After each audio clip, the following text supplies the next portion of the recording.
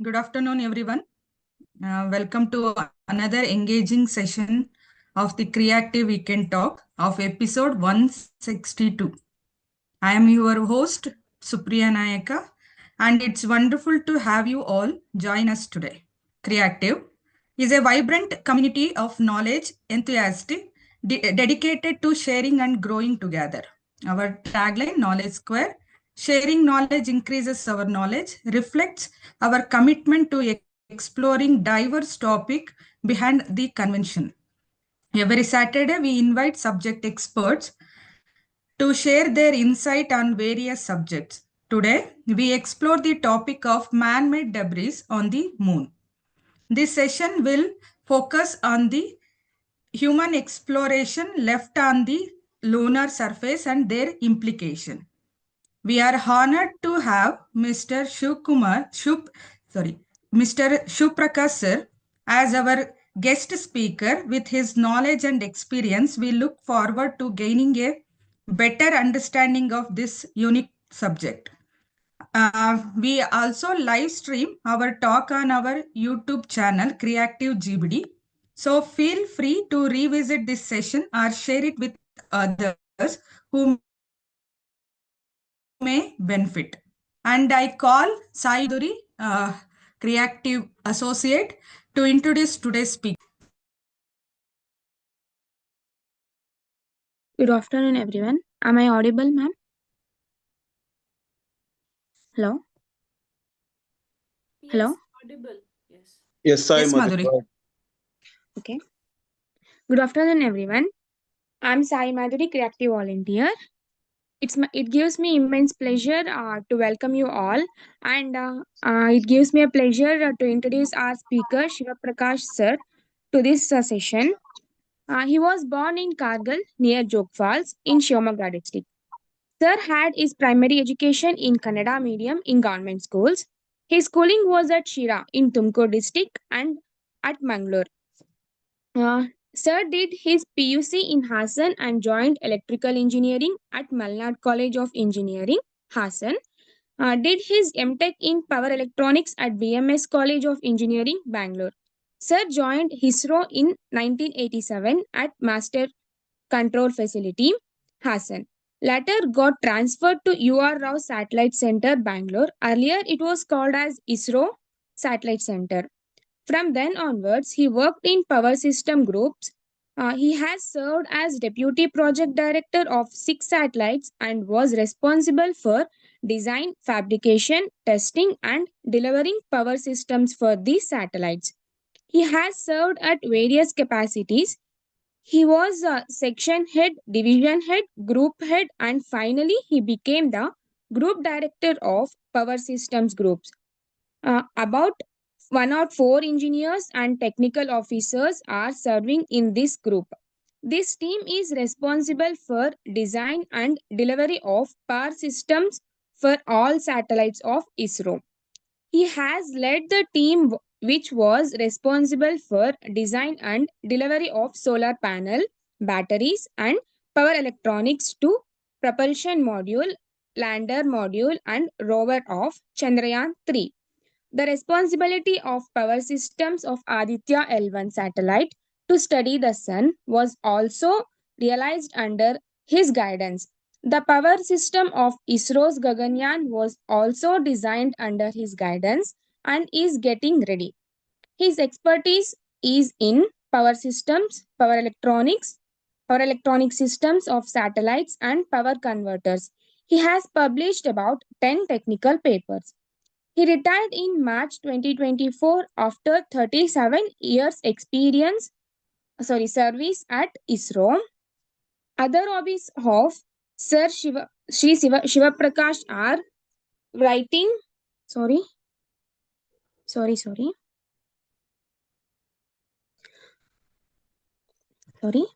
the disturbance. Other hobbies of Shiva Prakash are writing Kannada articles and poems, photography, reading, traveling, drawing cartoons, and trekking. More than 35 Kannada articles were written by Sir on science, yoga, and Travelologies are published in Prajavani, Vishwavani, Sudha, and Karmavira. His passion is yoga. He has done YIC, means Yoga Instructor Course, PG Diploma in Yoga, and MSc in Yoga. He is teaching yoga for last 18 years. He is one of the founder trustee of Shri Yoga Vijnana Kendra, that is SYVK in Elanka. He is a faculty of YIC conducted at SYVK under SVYAS Yoga University. As convener of committee, he organized Yoga Day celebrations at UR Rao Satellite Center from 2016 onwards. That's all about our speaker today. I welcome all participants to this session today. Thank you one and all for this opportunity. Thank you, Sai Madhuri. Over to Shivprakash. Thank you.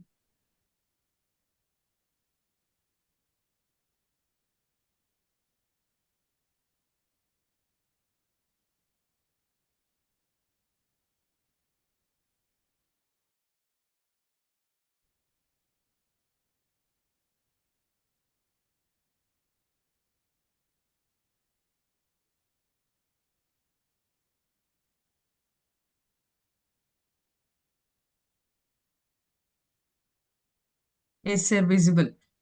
Visible, no? Is it in the full screen mode now? No, sir. Yes, sir. Okay. Namaskara. Good afternoon to all. First, let me thank our team Creactive for giving me this opportunity to interact with you and share some knowledge what I have learned working in ISRO. This is about debris, man-made debris on moon. In my talk of about 45 minutes, I'll try to cover what is this man-made debris on moon, how this debris was created by us on the moon. Then this is about the missions, moon missions we call, or exploration of moon. With that, we started dumping on the moon all the trash, whatever required or not required. I will try to cover that and how much it has grown from 1950s till today, how much it has grown, and whether we, the science and technical community, are looking at it, how to reduce this debris on the moon. So I'll try to cover all these subjects in my 45 minutes talk. Is it visible? One picture of a mother with a baby and moon. Yes, sir. Okay. So all of us know, we are all as babies, we have all done this. Our mothers have given dinner many times by showing moon. Even today, mothers follow this. So right from that age, as a baby, we get interested in moon. Especially the full moon is considered as the cool, calm person. So always we give example of moon for the coolness or the calmness. Bright but cool. So mothers usually find it easy to show moon. But of course, in Bangalore, we cannot see moon because of the pollution and this one. But all of us as kids, we have grown up seeing the moon. And especially, this is very interesting for everyone. And for scientists, space scientists especially, moon is a very particular object of interest. And I also get very much remembering, I will be remembering moon always whenever I see mirror because of my head. Okay. So if you see our Indian scriptures, there are many scriptures which talk about the moon. If you read Ramayana, Lord Rama once, his mother Sumitra was showing moon and giving him the food. Then suddenly Rama started crying. He told, I want the moon to play. Then she was confused how to give moon to Rama. Moon is somewhere else. But Rama was not stopping his cry. He went on crying. Everybody tried to console him and tell that moon, it is very difficult to get moon here. But he was not convinced because he was a baby. So he was crying. Finally, they tell in some stories, Kaikeyi brought the mirror. In some stories, the minister Sumanta brought mirror. And finally, he focused that mirror to moon and gave it to Rama's hand. So Rama was very happy that he got moon in his hands. So we can consider Rama as the first Indian who wanted to reach moon. Maybe our Indian interest started from Rama. Before Rama, our Hanuman, he tried to catch sun. So same, I think in ISRO also we followed this. we launched Chandrayaan. After 1 year, we launched Aditya. First, we went to moon, then we wanted to study sun. So this is coming from those days. And moon is always a very interesting subject. As I told in all scriptures, you would have heard about this story where Lord Ganesha curses moon because moon laughed at his big belly. His belly also was looking like moon, only round. So Chandra, moon, laughed at him, and Ganesha gave a curse that nobody should see you. Even though you look so beautiful, on Ganesha Chaturthi day, nobody should see you. If they see, they will get difficulties in life. All that he cursed. And of course, afterwards he gave a, we call it as Ushapa, the solution to that curse. That also happened. And we see normally in Shiva, the Shiva who is meditating, there will be a crescent moon.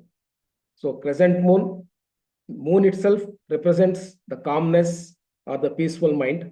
So Shiva, when he is doing dhyana or meditation, he is always cool and calm. Only when he does the dance as a Nataraja, he will become violent. Otherwise, he is always a cool and calm person. So we show moon as a representation near the head of Shiva. That is, Shiva's head is always cool. In addition to moon, he has a Ganga also. That is another reason for his coolness. And of course, all our poets will become very romantic by seeing moon. So usually they write a lot of romantic poems. And of course, the lovers will become lunatic by seeing moon. So that is the history and attraction of moon. And this, I think many of the people of my age know this magazine, Chandamama. This is a Telugu magazine copy I have put. It was getting published in Kannada, English, Hindi, almost all languages of India. All of us grew up by reading stories which used to come in Chandamama. Vikram Betal, you may be remembering, it's a very popular story which was coming in Chandamama. Later on, it became TV serial also. So this is one of the cover page on the last page of Chandamama, July 1969. I think all of you may be knowing why I have put specifically this July 1969 copy. Anyway, if you don't know also, later on, it will be told in my talk. So moon becomes very close to us right from our childhood, and it becomes closer. If you become a space scientist, it becomes even more closer. So the moon, even if you are not a scientist, it is always an object of interest for all the humankind. Let us see some of the facts. After the scriptures and stories, let us see what is the actual fact. Some facts about moon, very interesting facts. Moon is the only natural satellite of Earth. Whatever we make in ISRO, we also call it a satellite, but it is an artificial satellite. Moon is a natural satellite. Any object, a smaller object which goes around a bigger object is called as a satellite. So moon is a smaller object which is going around Earth. Earth is holding moon, so it is called as Earth's natural satellite. We call it as moon. There are all planets, almost all the outer planets have moons, many moons. Jupiter has almost like 65 moons. Saturn is having more than 95 moons, and even the ring itself is, we can call it as a bunch of satellites around the Saturn. Like this, every planet will have a natural satellite. So Earth also has one natural satellite, which is moon. And this is the closest object to Earth. Closest means 384,400 kilometers. It is around roughly 4 lakh kilometers away from Earth. That is the closest object. So always in the night sky, we see the bright moon because it is closest to Earth. And moon has no natural light. It only reflects whatever sunlight falls on the moon, gets reflected, and we see moon because of that. And moon is about 3,500 kilometer dia. That means it is 1/4 of the size of Earth. Though moon looks cool and he inspires coolness and calmness, we represent calmness with moon picture, but the temperature on moon is not so cool. It is very harsh. Compared to Earth, you can see the temperature on moon varies from plus 120 degrees centigrade to minus 170 degrees centigrade. On Earth, do you know what is the maximum temperature in deserts? Around 50 degrees, plus 50 or 55 maximum. It will go up to 55. And negative side, it may go up to minus 30 or minus 40 in Antarctica. But here moon, you can see, it is almost double in hot. When it comes to coolness, it is very, very cool in the places where sunlight is not there. The darker places will have extreme coolness. Hot places will be boiling temperature, 120 degrees. And one very particular behavior of moon is that moon also rotates just like Earth on its own axis, and also it goes around the Earth. So the time taken for this is exactly same. That means on moon, the day and year both are same. Moon takes 27 days to go around Earth, and it also takes 27 days to go around its own axis. So because of this, we always see the same face of moon from the Earth. It is like going around holding one person's hand face to face. If you turn around along with that person, you see only his face. Same way, we see only one face of the moon. Other face of moon is always hidden. And moon also has a gravitation, but the gravitation of moon is almost 1/6 of the Earth. So it is 1.6 meter per second square is the gravitation force on moon. So if you want to become very slim, or if you want to lose weight very fast, if you are weighing about 100 kgs, if you go to moon, you will weigh only 16 kgs. Now, why we should do moon explorations? Why should we go to moon? What is there to see on moon or learn from moon? Some reasons are there why every country wants to go to moon. And usually you would have heard any technology or any difficult thing, there is a common saying, is it rocket science? Is it so difficult? Is it a rocket science? So rocket science is considered as very tough or very technology which demands a lot of accuracy. It will not tolerate any mistake. So we call it as rocket science. In the rocket science, there is still further complicated technologies, which is going to space, sending human beings to space. Then ultimate, what is still now considered as the ultimate is sending man to moon. That is considered as the ultimate technology. Of course, now we are trying to go beyond moon also to Mars or any other planet or this one. But going to moon till now is considered as the highest in the technical field. So every country wants to demonstrate its technical power. And to show this technical power, you have to spend a lot of money. So if a country can take up this moon mission, definitely its financial power, you can understand. So because of this reason, after World War II, both the superpowers, the so-called superpowers of those days, United States of Soviet Russia and United States of America, both of them had a Cold War. That is also called as Space War. They started to show their technology to the world. They spent a lot of money and started developing space technologies. So this moon race started from after World War II. In 1950s itself, it started. Main reason is this, to show the technical power of a country. And you can understand, out of 195 nations which are there in our world, only 5 have been successful in going to moon.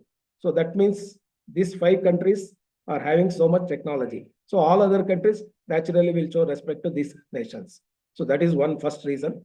Second reason is to learn about Earth's history. If you know about moon, because moon, they tell, was created from Earth because some asteroid fell on Earth and some mass of the Earth went up, and finally it got accommodated into a ball and started going around the Earth. So if you know about moon's history, you may understand about Earth's history or future also. Tomorrow, whether Earth can become like moon, that also we can study by studying the moon and its the soil or deep inside what is there. By understanding that, we may understand what may happen tomorrow to Earth or what was Earth some million years back. So to understand that, and whether there are any resources on moon, that is another interesting thing. If we get diamond or gold on moon, whether we can bring it back to Earth, that is one curiosity. Till now, we are not able to go deep inside the moon's soil. There may be resources. That is one doubt scientists or general public are having. That is also one of the reasons. And another main reason for space scientists is because of the gravitation force of moon, which is 1/6 the Earth. We will require a rocket which is 6 times lesser capacity than Earth to do the same work. So moon can be used as a launch pad if we have to go to some other planet from moon. Only thing, we have to go and build a rocket on the moon's surface itself and launch the rocket from moon's surface. Then we may go further than what, if we launch a rocket from Earth, we may require very big rockets to achieve the same target. On moon, we may, with smaller rocket, we may manage. That's another point why moon is interesting. And whether we can build a lab on the moon to do some advanced studies, just like International Space Station, where all of you are seeing recently about Sunita Williams getting stuck in the ISS. Instead of ISS on Moon itself, whether we can build a lab. Moon also has one always dark place, one always sunlit place. Whether this can be used to do some advanced studies. So whether a lab can be built on Moon, that is another interest which scientists are looking at. Radio astronomy, to see the universe from the darker side of Moon, where there is no disturbance of any light or anything, whether that can be done from Moon, that is another point. And whether tomorrow with people like Elon Musk, now space tourism is becoming reality, whether Moon tourism also can be done. Take a person to Moon, bring them back by giving the experience of how the life looks like on the Moon. Whether that can become a reality, we don't know. It may become reality after some years. And whether we can build human colonies. If something happens to Earth tomorrow, whether we can go and stay on the Moon. That is also another thought. It may happen after 10 years or 100 years or many years. But these are all the thoughts which are there, which creates interest to go for a Moon exploration. Then what are the challenges? Can we just like that go to Moon? It is very difficult because it requires huge investments to develop the technologies which are required to reach Moon and come back from Moon to Earth. So technology and development takes long time. Nobody will give the technology. You have to learn on your own. Even when India tried to go to Moon, nobody will give the technology. So we have to start everything from scratch and achieve perfection. And space technology, as I told, is a very, very tough, demanding technology. Here the pass marks is 100. If you get 99.9, you are fail. And if you get 100.1, then also you are fail.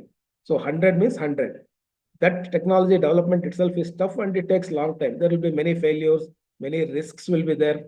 You can see the history. There are many failures and people have lost life.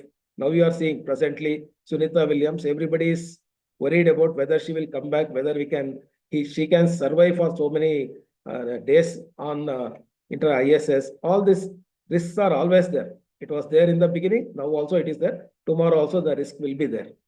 And it requires a lot of international collaboration because one country will not be able to develop all the technologies or all the components which are required for such a Moon mission or interplanetary mission or any space technology. So all these are the challenges which a nation has to face to develop something like a Moon mission. So because of these challenges, till now, only 5 countries out of 195 countries have become successful in achieving or in reaching the Moon. So as I told, the Cold War started after World War. This was also called as a space race or the Moon race, where USSR and USA were the 2 superpowers which were competing. They started right from 1950s. So USSR had a program called Luna program. In Russian language, Luna is Moon.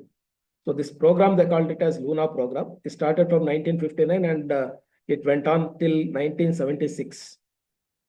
And they claimed that 15 missions were successful, 28 are failure. But Russia, those days USSR, we cannot straight away take it because they never disclosed many of the things. So whatever they have shown, we have to just accept with a pinch of salt. So in that missions, 24 they named as Luna, and other missions there was no name. They only called with some temporary or alphabets, they called it. So Luna 25 was the last mission, which if you are following ISRO's Chandrayaan 3, just before Chandrayaan 3, about 10 days before that, there was a Russian lunar landing mission which failed. It fell on the Moon. That is Luna 25. That is the latest one which Russia attempted after 1976. That was a failure. Though they were successful in the 50s, as I told, the risk and the failures are there today also. Any small mistake can lead to such failures. And America called their lunar program as Apollo. Apollo is the god of Moon. So 1961 to 72, this Apollo program was running. In that, they claimed 32 successes and 2 failures. Of course, the 32 missions were different types of missions. In any Moon mission, every country will start with a flyby. Flyby means just go near the Moon, pass close to the Moon and go to some other place or come back to Earth. Just go near the Moon and come back. That is flyby. Orbiter is reach moon's orbit and start going around the moon, just like how moon is going around Earth. You go to moon, start orbiting around the moon. That type of satellite or spacecraft are called orbiters. Other one is impactor. Impactor is take some object or equipment to the moon orbit, from there drop it on the moon surface. These are called impactors. They will just fall and they will fail. After falling, they will either crash or they will go, they will fail. But during that fall, they will send a lot of data to us, which will be helpful to plan our next mission for landing. Such type of missions are called impactors. Then lander. Lander is one spacecraft which will actually land on the moon very softly. Otherwise, it should not fall like impactor. It should land just like how an aeroplane lands on a runway. Lander should land on the moon surface. Of course, moon surface is not having any runway or airport. Wherever it is, we have to successfully, safely, softly land on the moon. Such missions are called lander missions. Then rover. Rover is a small car type object which will move on the moon surface. And this rover will not have any driver. Of course, the earlier moon missions, the astronauts used to drive these rovers. Nowadays, it will drive on its own. It can be programmed and it can be made to move around the moon and collect some samples, do experiment on moon surface. And the last one is sample return mission. Sample return is bring some soil of moon or some material from moon to Earth. That is called sample return mission. And the last one is the manned missions. Send human being to moon. That is considered as the ultimate till now in the technology. Sending man to moon is the highest achievement a country can do. So India also started with this flyby, orbiter, impactor, lander, rover. The next missions will be this sample return and crewed mission. That is human on moon. India is planning to send an Indian to moon. By the time we reach our 100th independence, 2047, there is a plan to send man to moon, an Indian to moon. So after USA, almost 40 years, there was no other country attempted even to go to moon because of all the difficulties which I explained. Then China started because China economically they became more powerful. Technically also they have grown. So they started competing with these two superpowers, and the Chinese lunar exploration program started sometime around 2004. So till now they have conducted 6 missions. And of course, China also, whatever they claim failure or success, just like Russia, we have to just take it. But they are successful in many missions. So till now, 6 missions China has conducted. After China, India attempted. Indian moon missions are named as Chandrayaan. Chandrayaan 1 was the first mission. It started in 2008 onwards. Till now, 3 missions have been completed. The 4th one is planned, and it may come sometime during 2028 or 29. So that is the next after our sample return mission. Then immediately after India landed on moon, sometime in August, we landed 2008. In January, Japan also was successful in landing their lander on the moon. It happened in January. So Japan calls its moon missions as SLIM, SLIM, Smart Lander for Investigating Moon. Japan has built some robots to do experiment on the moon, and also rover which will do experiment on the moon. So this is Japan's moon mission SLIM. They are also working from 2023 onwards. They have completed 1 mission till now.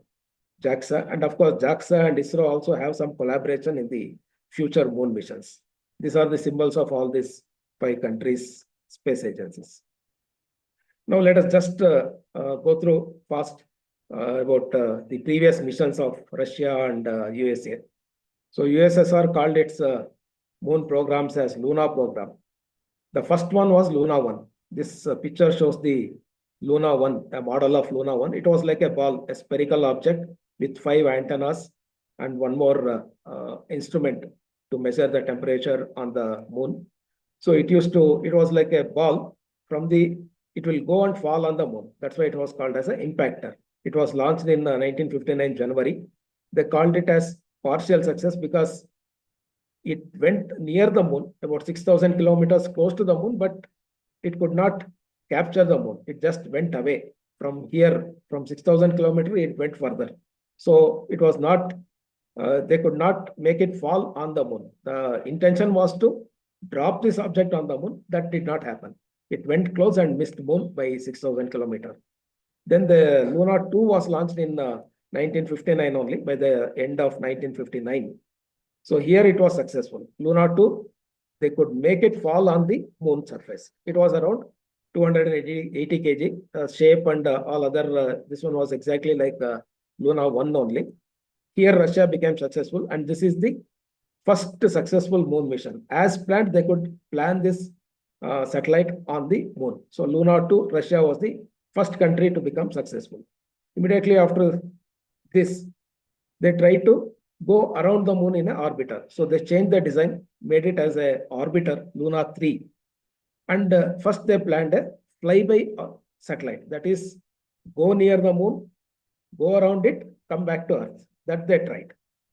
But again, it went near the moon. And for the first time, the photo which you are seeing on the right top, this is the moon's picture, first picture of moon. This face is the other face which we cannot see from Earth. So this is the first time we saw the other face of the moon. So Luna 3 has sent an image of moon from 6,200 kilometers above the moon. On 6th October 1959, this is the first photo which was sent by Luna 3. So this mission also was a success for Russian Space Agency. Then they tried to land on the moon. They conducted many experiments. Finally, Luna 9, they planned as a lander. Again, it was a circular object. After falling, it will open up, like 4 petals will open up, and the instruments will come out and do the experiment on the moon surface. So that was the simple design. For the first attempt, they planned this type of lander. It was launched in 1966, January 1966, they launched, and it could successfully land on the moon. It is the first satellite to land on the moon, first man-made object which successfully landed, safely landed on the moon. And it did some photos it took. It was a first landing, and this photo, what we are seeing on the left bottom, this is the first photo sent by Luna 9. This is the surface of moon, the photo taken from the surface of moon only. So this satellite took the image and sent it to Earth. So this is the first moon picture we received from moon surface itself. Then parallelly, America also were trying this. So the Americans were trying to send human beings to moon. So Russia stopped that, and they started another type of mission, which is called sample return mission. Instead of sending human beings and collecting sample, let us send a robo and collect the sample from moon. That was the thought of Russians, because it was cheaper and less risky. So they started on working on this lander sample return mission. So finally, Luna 16, it landed on the moon in 1970, September. It was weighing around 2 tons. So that is here if you can see the top left side, the top portion of this, what I am circling, this alone will come back, get docked with the orbiter which is going around the moon orbit, and this lander will remain on the moon. Whereas this will come back with the sample in this cylindrical thing. The sample, you can see one big arm with a small cylinder here. This will collect the sample, transfer it to this cylinder. This portion will take off and come back and dock with the satellite which is going around the moon, and it will come back to Earth. So this is the Russian mission for collecting the moon sample. It was successful, and they could bring back about 100 grams of moon. And it came back to Earth in 1970, 24 September 1970. The first sample of moon came to Earth by this Luna 16 mission. Then they tried, just instead of landing in one place, why don't we go around and see different places on the moon? So a rover, this small object, the bottom one is lander, where I am highlighting. The top portion, which is looking like with 4 wheels are seen, other 4 wheels on the other side. So it was like a small tank with all antennas and other objects connected. This is the first rover which Russia tried, and that was also successful. They called this rover as Lunokhod. That means the car of moon. So here they were successfully able to run this rover on moon, almost like 10 kilometers they could drive this. It was automatic. not automatically can program and make this lunar code move on the moon surface. So earlier they planned for about 3 months, 3 Earth months, but it worked for almost 300 days. So in 300 days, they could drive this rover about 10 kilometers on moon surface. And as I said, in 1976, Luna 24 became the last lunar mission of Russia. Then only in 2023 they tried, which again became a failure. After Russia landed successfully on moon, there was a pressure from John F. Kennedy, the then president of America, on NASA. He wanted Americans to go and land on moon and come back safely to Earth. That was a mission given to NASA. So NASA started spending a lot of money, and they got also. John F. Kennedy, they increased the budget of NASA by almost 100 times what they were getting earlier. He increased it and gave this mission. By the end of 1970, American should land on moon and come back safely. So finally, Apollo 1 was the first manned mission of NASA. Here, they were doing some experiments, some rehearsals. Any satellite, even today, even for a satellite, normal communication satellite or resource sat or any remote sensing satellite, we conduct a lot of rehearsals on Earth. Make sure that everything is working, then only it will be sent to space.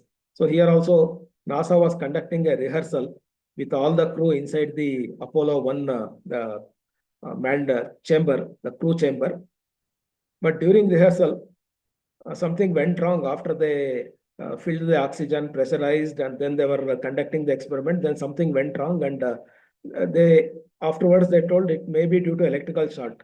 So the fire started, and all these 3 astronauts were burnt alive.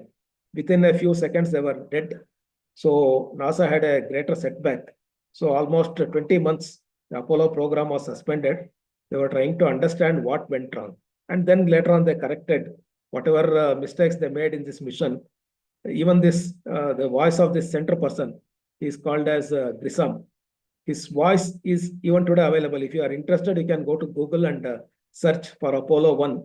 There you can even listen to his voice, his last words just before death.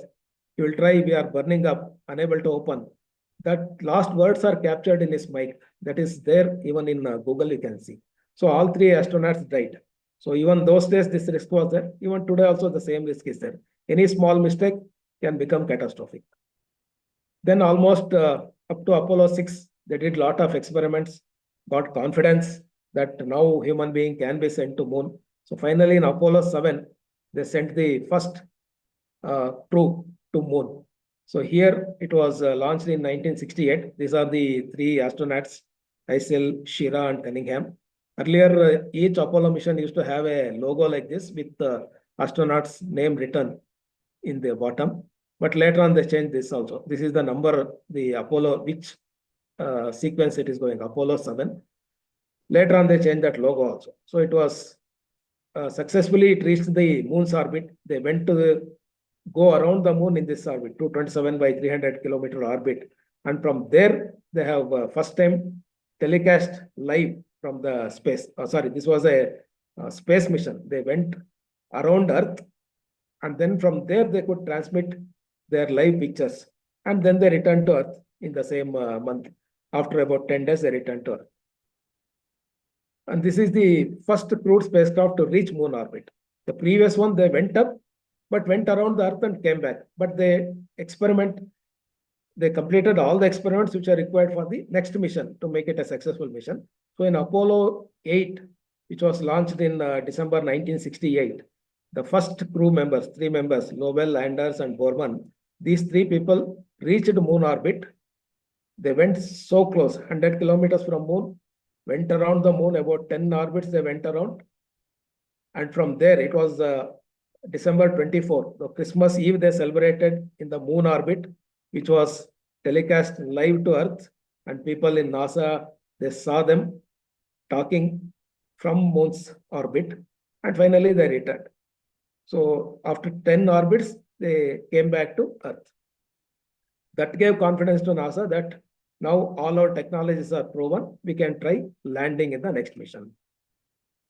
And they did all the trials and rehearsals, the next two Apollos, Apollo 9 and 10, were only for conducting rehearsals. Finally, Apollo 11, I think all of you remember this. Apollo 11 is the first successful human landing on the moon. So here you can see the logo had changed by that time. This is the Earth. There is a eagle, bald-headed eagle. This is called bald-headed eagle, which is national bird of America. So this is the moon. So when first Apollo landed, they gave the message, the eagle has landed. So this is the eagle is America's national bird. America landed on moon. That is a phrase they used to describe that successfully we landed on moon. They called that Apollo lander by the name eagle only, because it is like a bird going from Earth to moon and sitting on the moon. So it was weighing around 4 tons. And these three, I think all of you know about Neil Armstrong, the first man to keep his foot on the moon, Neil Armstrong. And the second person was Michael Collins. He got down on the moon after Neil Armstrong.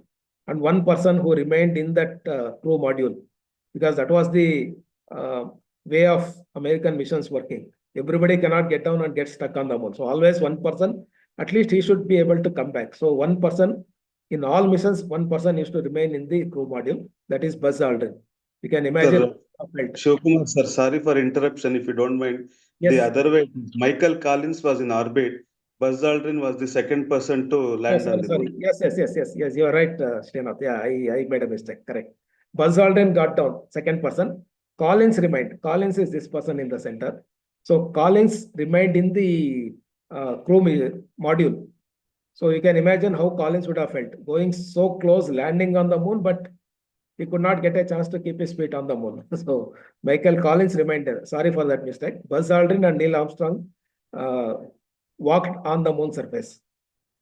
So it reached moon 20th July 1969. It landed on the moon, and Armstrong and Buzz Aldrin, they went around the moon. They collected samples, almost close to 22 kgs of samples, moon samples they collected, and it returned. They returned to moon. They returned from moon on 24th July 1969.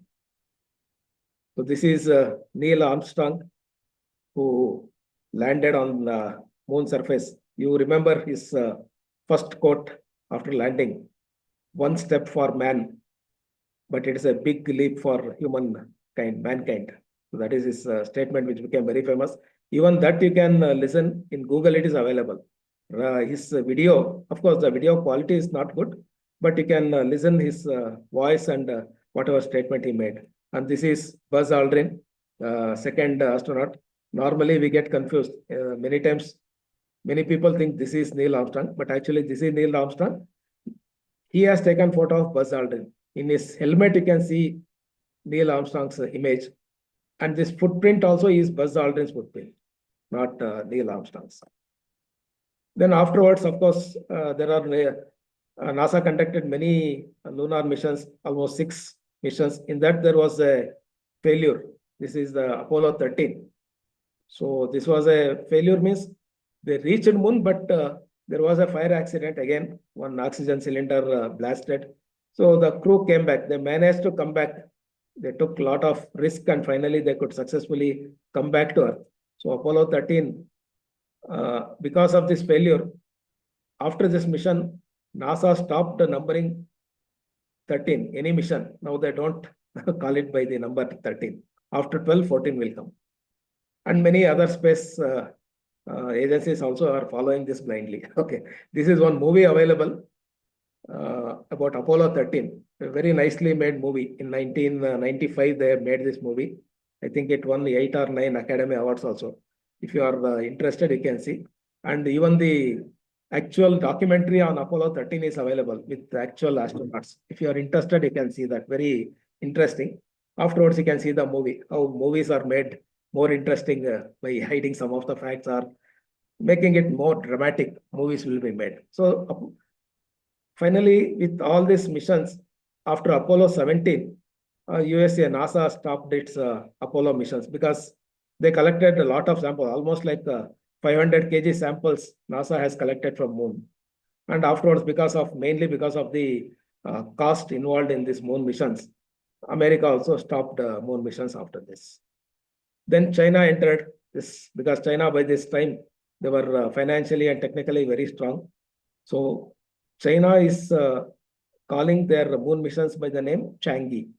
Chang'e means in Chinese, it is moon. So they have launched from Chang'e 1 to Chang'e 6. Six lunar missions have launched. So first itself, they tried lunar orbiter. As I told, any space agency will first try flyby, then go to orbiter, then lander, then sample return and manned mission. So till now, they have made orbiter, Chang'e 1 and 2. Then in Chang'e 3, they tried lander and rover. So they were successful in this. In 2013, they landed on the moon. They were the third country to land on the moon. Then Chang'e 4, again, lander, rover, both were successful. Chang'e 5 also, they planned a sample return and they collected almost like 2 kgs of moon sample and they brought back to Earth. Chang'e 6, again, it's a sample return mission that is also successful. So this is one of the Chang'e lander and sample collector robotic arm, which is shown in this picture. Now coming to India, after China, by that time, 2003, India also were, I think, the economically and technically we became stronger. So we started moon mission. From 2003 onwards, our moon missions are called Chandrayaan missions. India became the 5th country to reach moon orbit and the 4th country to land on the moon. We started with Chandrayaan 1. Chandrayaan 1 was an orbiter. This is the satellite. And there was an impactor. That is the one small equipment was made to drop on the moon in this mission. And that was a success. It was called as Moon Impactor Probe. It was about 35 kg.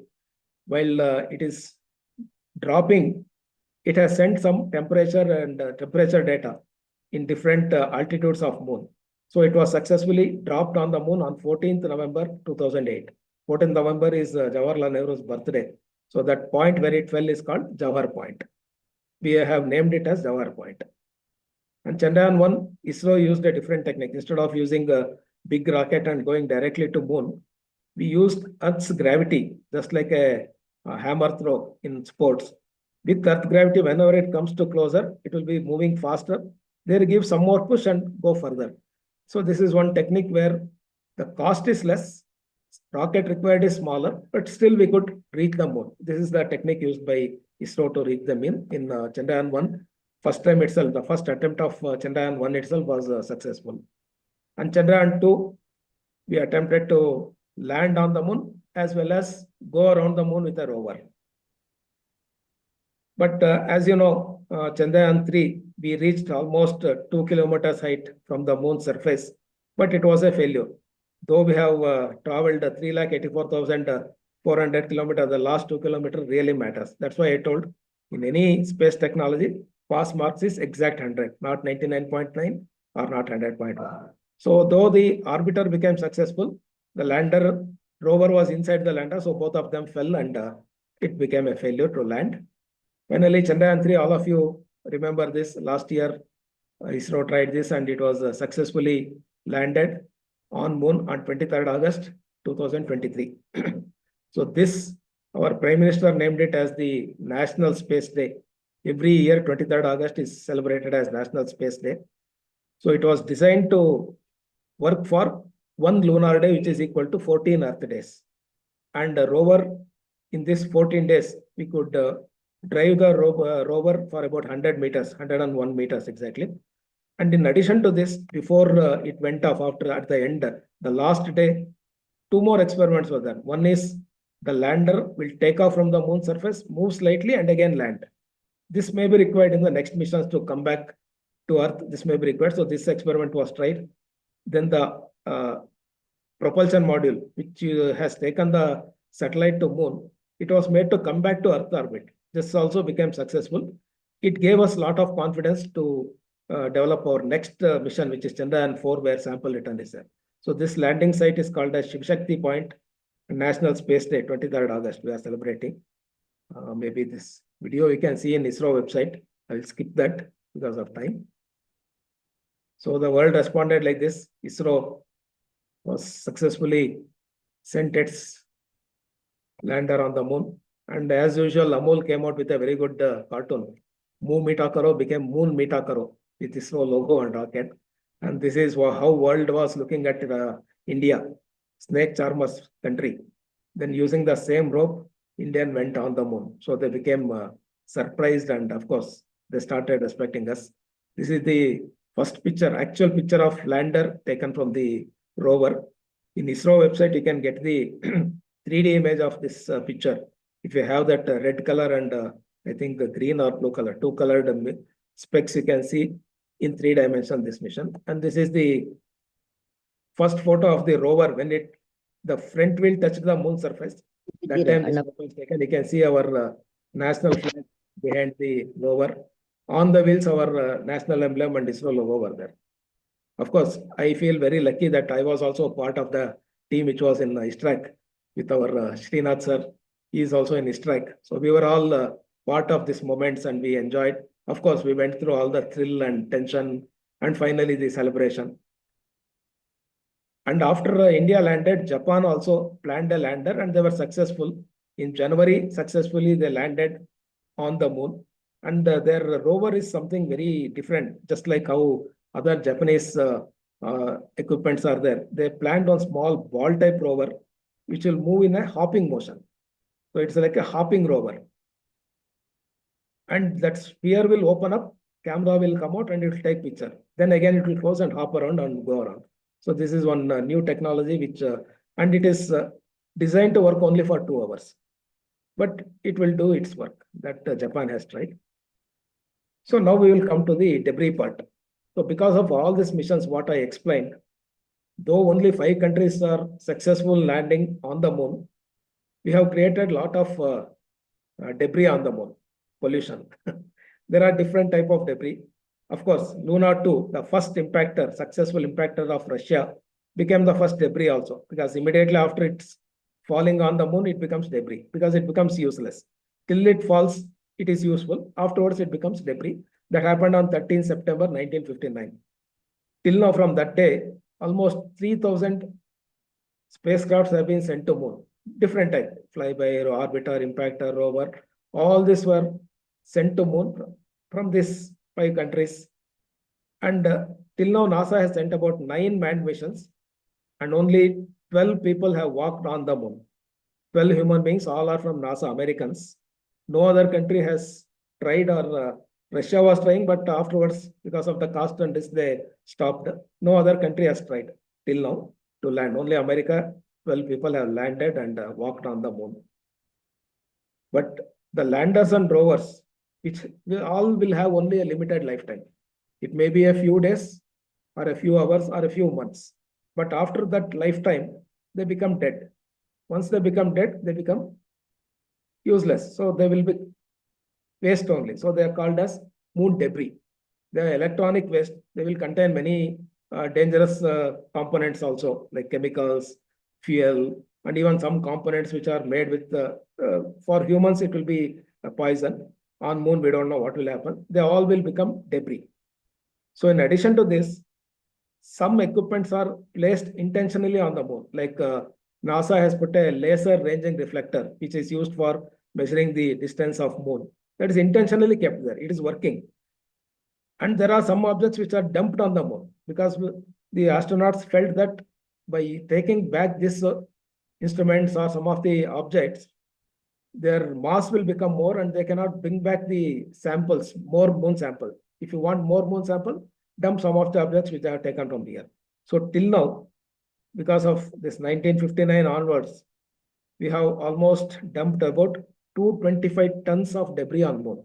Debris consists of all this. You will see some more interesting objects are there in the moon debris. You can imagine 225 tons. Only 5 countries have created this. What are the trash we have left on the moon? Failed landers and rovers. Of course, once they failed, including our Chandrayaan 2, they will fall on the moon and remain there for a very long time. Dead landers, after successfully landing and completing their life, they will become dead. Landers, rovers, impactors, more than 70 landers and rovers right now are remaining on the moon surface. And of course, the instruments purposefully left. Here you can see this lunar laser reflecting arranging reflector, which is purposefully kept. It is a working instrument. Such instruments are there. Spades and shovels, which are used to collect the moon samples. Those spades and shovels also were after the work is done, they will leave it on the moon surface. And of course, the astronauts who went, the shoes which are used to walk around, they have thrown it there only, again to reduce the mass. Gloves which was used, that was also thrown on the moon. Then a camera which was used in the first mission to take moon pictures, because that camera was a heavy camera, that also they left it on the moon.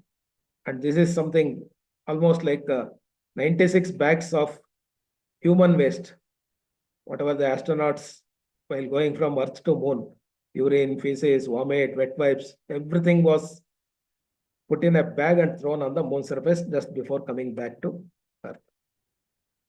And this Eugene Shoemaker, this person in the right top is Eugene Shoemaker, who invented the comet Shoemaker, which fell on Jupiter's surface. So he was a great geologist and astrogeologist. He has done a lot of studies. He is American.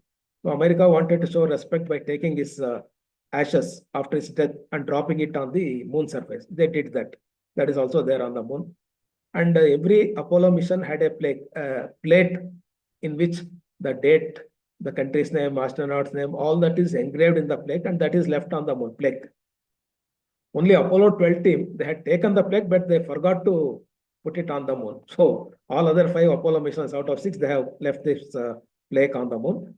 American flags, every Apollo mission used to, you can see, they used to hoist one American flag in the place where they landed. And of course, in one mission, Apollo 14, the astronaut Alan Shepard, he wanted to show his golf skills. So he has taken 2 golf balls and hit these 2 golf balls in 2 different directions on the moon surface.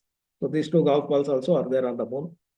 Then in the first mission, a golden olive branch, which is a symbol of peace and goodness, it was left on the moon as a symbol. If somebody else comes on the moon, by seeing this, they will think that this was for the peaceful purpose, the moon mission. So they left it on the moon. And one astronaut of Apollo 16, Charles Duke, he took his family photograph and left it on the moon surface. And in Apollo 15, they did an experiment of gravitation on moon, because there is almost 0 gravity or 1/6 the gravity. A hammer and feather were dropped from the same height, and both of them fell, of course, almost same time. This experiment they did, and that hammer and feather are still lying there only. This video also is available in Google, you can see if you want. And a lot of fumes which are outcome of landing and taking off, lot of fumes will be there. And aluminum doll, one astronaut's doll also is left, and they called it as fallen astronaut in the memory of the astronauts who died during this mission. Here you can see the bags which are dumped from Apollo. These are the flag, rover, and landers which were used in their mission. This is one of the old lander which was broken. This is the aluminum plate which I was telling, which Apollo missions used to leave on the moon. This is a family photo. This you can see here. It is not very clear. One small human doll, aluminum doll. This is called as fallen astronaut. And there is a explanation of what is that idol. That is a fallen astronaut. This is that feather and hammer experiment. So with this moon missions, many more countries are trying to conduct this moon experiment, because as I said, everybody wants to show that they are technically and financially sound. So Israel, South Korea, UAE, Australia, Europe, all these countries are in queue, and they are very much interested, and they are pursuing this moon mission. And of course, China and India also are trying for manned mission to moon. Both countries are trying this. So this interest to reach moon is never ending. Those countries who have not done will definitely attempt to do this once they become powerful and technically advanced. So the increasing lunar mission will increase further that debris on the moon also. And effect of debris of impactor, lander, rover, till now there is no fixed answer. It is only guesswork, because of the harsh lunar environment where I told plus 122, minus 200-degree temperature variation, and there is no environment, no atmosphere on the moon, and solar radiations are very harsh. It is expected that no bacteria can survive this type of condition, but we can't say. It can go inside the moon surface and it may survive. Till now, nobody has given any specific answer for this. And what is the impact of all this pollution of lander rovers on the moon? There is no study. But of course, the concern has come to many countries, especially the countries who have become successful after achieving our success, will become concerned about other things. So in 1967 itself, a treaty was signed by 115 countries. It is called Outer Space Treaty. And one organization started, it's called COPUS, Committee on Peaceful Uses of Outer Space. All the United Nations started this, and this is mainly for peaceful usage of space as well as space objects. Space object is moon, planet, everything. And the main intention is to avoid human harmful contamination on the space as well as on the planets and satellites. And it's a international consultation. It gives consultation about the space activity. It made a point that everybody should consult the other country also before attempting any such missions. And no country owns space or space object. This is one condition which all these countries agreed. So nobody owns moon. You cannot buy a site on moon. Though this is true, if you just Google, just for your own, this one, very interesting, you just Google on moon's site on moon, you'll find many sites which offer you site on moon. Though it is illegal and it is not possible, many people have given money also. They have lost money, but still it is going on. Even today you can see. If you want, you can book and lose your money. But it is not technically and legally, it is not correct. But we can't stop that. And there is one more agency which is called Committee of Space Research, COSPAR. That was also formed in 1958. And even now it is very active. And General Assembly will be held once in 2 years in Mysore. 2012, this meeting was held in Mysore, in our country. They selected Mysore for this meeting. So in 2023, again, they have reformed new guidelines on how to sustain the space environment, moon environment, and planets, how to retain their condition in the present way only. But none of these are legally binding because many other countries are involved. You can see here, 1967, this treaty was signed. And all American missions were after this only. But they only started dumping their bags and other things. So once the guidelines are there, but how to make other countries follow this is very difficult. It should only come with the country thinking about the entire humankind as this one. So whether it is possible is a big question. Nobody can answer yes, it is possible, or no, it is not possible, because now India has become successful in landing. We are attempting manned mission or sample return mission. If somebody tells you don't do this, we are polluting, we cannot stop our activity. Same way all other countries also, they will be doing. But of course, nowadays the awareness is coming, and the human waste and other things, it may not happen. But I think it is not possible to avoid leaving dead landers and rovers on the moon. It may be very difficult because it is a very, very costly affair to bring back these objects from the moon to Earth. So this increasing in future missions, it may become a very risk, and it may pose a lot of difficulties. You may go and land on some debris. That is also possible because so much all around moon we are landing and creating this. So it may become a risk in the future for moon missions. And how to prevent and minimize the pollution in future. Every space agency is taking it as one point. Even in the satellite, now we are planning the return. Once the life is over, it should be either pushed to a dead orbit, or it should come back to Earth and burn in the sun or fall to sea. So that every country is trying. And of course, now the Arizona University has started making a catalog of all the objects which are going to moon and which were previously sent to moon. This itself is seen as a first step towards reducing the debris on moon. So it is the responsibility of all nations to keep moon clean and shining. But how to implement is one big question, which nobody knows. So because everybody thinks moon is, once after reaching moon, we think moon is too close, I want to go further. This is one famous quote by Shirley MacLaine, actress in Hollywood. So after moon, we may start reaching another planet, and there also same problem in a pose. Oh, thank you. I think I took a little more time. Sure, Prakash, nice lecture. You can mention about our passive laser reflector left by our Vikram.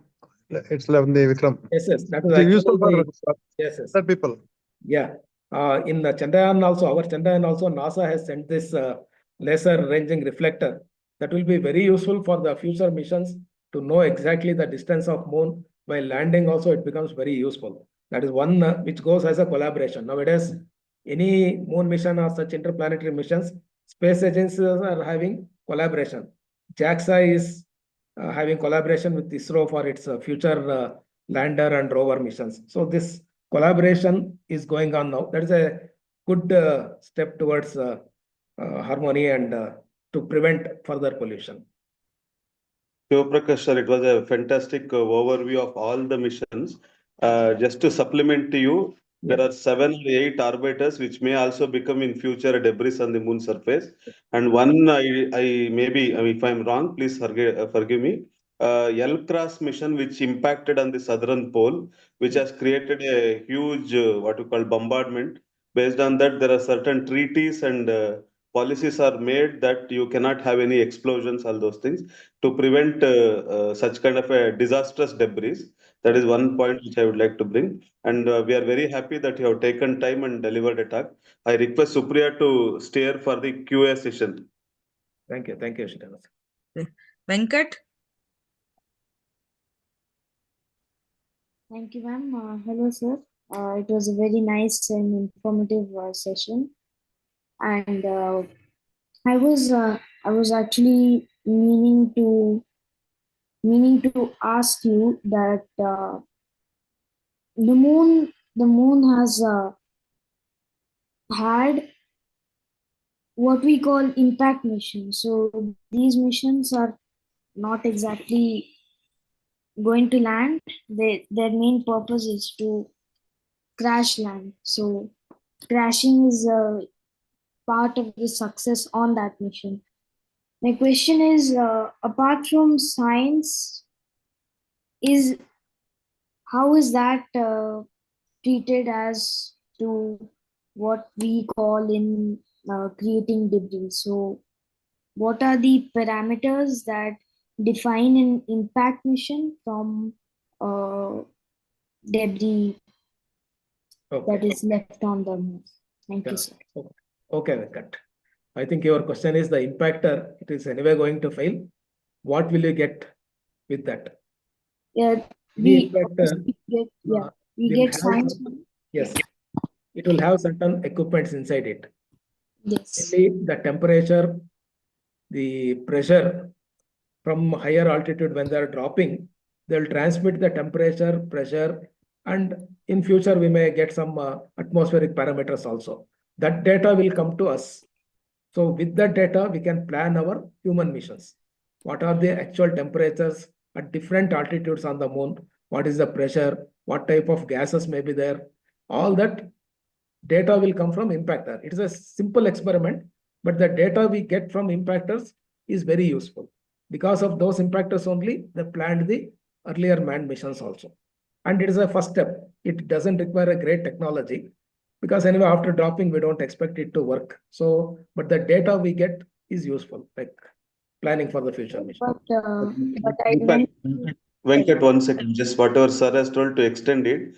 The impactors in case of Chandrayaan 1 is the first instrument to detect the presence of water in the atmosphere, even though one of the instruments which we call Moon Mineralogy Mapper M3, which was giving you scientific confirmation, that happened later. But November 14th experiment, which sir explained, has detected the water using an MIP instrument called CHASE there. So that's how you can also detect the presence of water using impactors. Okay. Okay. May I ask a question? Yeah, please go ahead. Yeah. You mentioned about the hopping experiment of ISRO conducted during the last mission in August 23. Was it successful? Can you tell more details about that? Is it now? Does ISRO have the confidence now to get back from the lunar mission through that experiment? Yeah. Okay. The HOP mission was not a planned experiment. But because we were anyway going to end the mission in one day, and there was a small amount of fuel left in the lander. So it was decided that we will try to take off from the moon surface, move little further because the fuel was very less, move little and again try to land. So this experiment was done, that is called as hop experiment, like just jump from one place to another place, like hopping. And that was Yes. successful. We could successfully fold back that ramp, pull back that instrument which was dropped from the lander, and we could successfully lift the lander from that place, that Shiv Shakti point, then move about 50 centimeters, just 50 centimeters further, and again land safely. That was successful. Then the propulsion module which was going around the moon, it was brought back to Earth orbit. It is a highly elliptical orbit, almost 60,000 on the far side, and closer side, I don't remember the exact number, it may be 14 or 15,000 kilometers. But the main thing is we could come back to Earth orbit. Though it was not a planned experiment, because of the fuel left in propulsion module, this also was attempted, and this also became successful. So that gave us the mission planning, how to do for coming back to Earth. That though it was not planned, it was a successful mission. Both experiments were successful. So, in your opinion, ISRO will be able to come back from moon with some kind of a sample in the next mission? Is it possible? Has it got the confidence Yes. or the other technical capacities? Main That's what thing I is want to know. because the sample return mission is a heavy mission, and we don't have a bigger rocket to take it in one rocket. So here we are attempting 2 rockets, 2 satellites, going and docking, then going to moon. It is little tough technology, but yes, we have the confidence. We'll see in the coming years. Okay. It will come. Oh, good luck, sir. Good luck. Thank you. Thank you. Hello. Next, Shrikant sir. Can I ask a question? Yes, sir. Go ahead.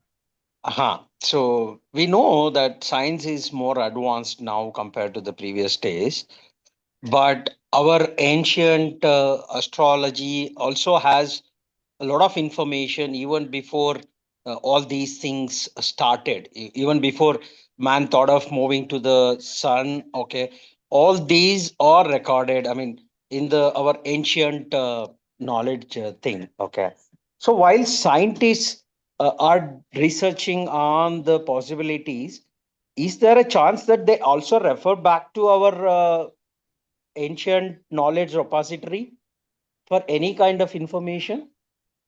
No, see, whatever the ancient scriptures or available scriptures about science or astronomy, Yeah. we are using that. But if a proven record is what is required, and everything has to be experimented, we cannot straight away take and go with our mission. Of course, many of our first satellite was named after Aryabhatta. Aryabhatta, those days, without even telescope, he could exactly calculate. The pi is, they tell that it is a contribution of Aryabhatta, the pi, which is 3.14. Correct.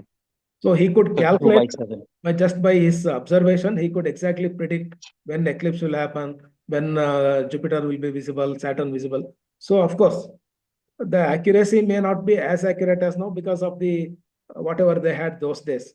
But of course, the old scriptures, many people are studying that because it is in Sanskrit, and understanding, converting a shloka into a formula is something which I think our knowledge of Sanskrit is not so good.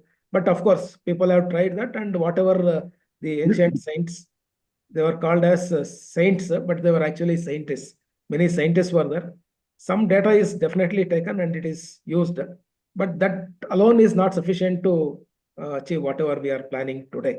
That is Yeah. taken as the first, first standard, second standard, what we study. Further, go ahead with that. Definitely, we are not rejecting any of those whatever developments they did those days, especially the mathematicians of those days. They have done excellent work. Even today, we are using those things. Yeah. Thank you, sir. Thank you. And one more question. You said the temperature on the moon varies from 150 to minus 120 or 170, if I'm right. So, but does it vary during the lunar eclipse time, where the moon comes in front of the Earth and the entire sunlight falls on that? So, during those days, will the temperature varies And does that help during the landing process?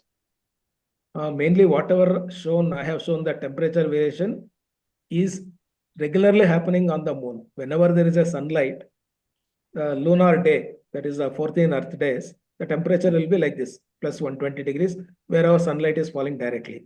On the other side of the moon, where sunlight is not there, that will go to minus 170. The same thing happened with our lander on South Pole after 14 days, shadow came. That night started. Once the night started, there is no atmosphere. Immediately it cools down. Here, Earth has atmosphere, very thick layer of atmosphere, which will hold the temperature, whether it is cool or hot. It will not change over so fast. On moon, it changes over so fast. So even in eclipse also, when the Earth comes between, when the moon comes between, that is always, it is only a reflection. Earth is objecting that light to fall, temperature will go down. And I don't know whether it will reach minus 170 in such short time, but definitely it will fall. Whatever I showed is moon day and night temperature. Okay. Thank you, sir. Good evening. Thank you. Good evening, sir. Good evening. Am I audible, sir? Am I audible? Yes, Yes, sir. Sir, good evening, sir. It was a very informative talk. And I've seen those moon samples in NASA's exhibition also. I've seen that. But have they made any studies about the minerals? That's the first question. What are the minerals present on the moon's this thing, whatever we have collected from the moon surface? That's one thing. And the second thing is, the gravitation is low. So obviously the atmospheric pressure also must be very low there. And have they made any studies on the composition of the atmosphere there and things like that? Yes. They have done all the studies, and I think they have published also in the NASA website. You can see even our ISRO mission, also the latest Chandrayaan-3 mission. What are the minerals which are there on the moon? Almost it matches with our Earth's this one. And recently in Chandrayaan-3, the presence of sulfur was confirmed. Though this was confirmed in the earlier NASA missions, ISRO also confirmed that. They have studied, and atmosphere is almost, it is very, very thin. You can call it as vacuum actually.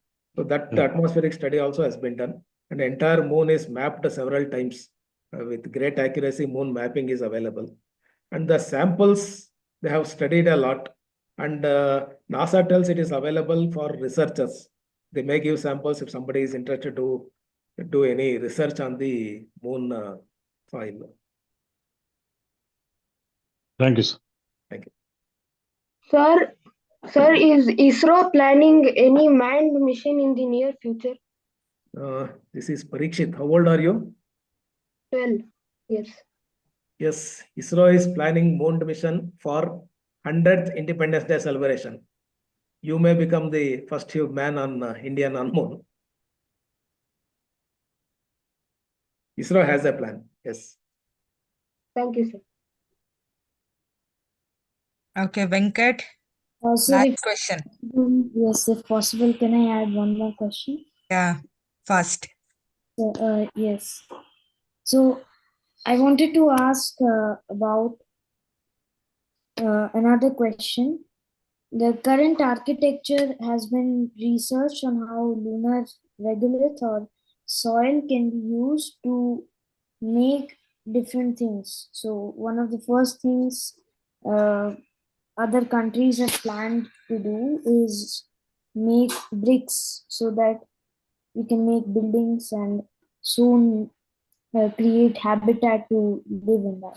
So how would lunar architecture be devised, or how would it be built from what ISRO is planning? ISRO, right now we are not planning any human colonies. Of course, using the soil or the rocks available on the moon, how to construct, because we cannot take cement and sand from here. How to use that is yet to be studied. But whatever we build inside that house or whatever we are going to build there, accommodation, inside that we have to create Earth's environment only. We cannot live in just construct like house on the Earth, we cannot construct. It should be totally insulated from the outer environment. It should be pressurized just like how on Earth we have the atmospheric pressure. You should have oxygen, all other gases which are required. We should create Earth environment on the moon.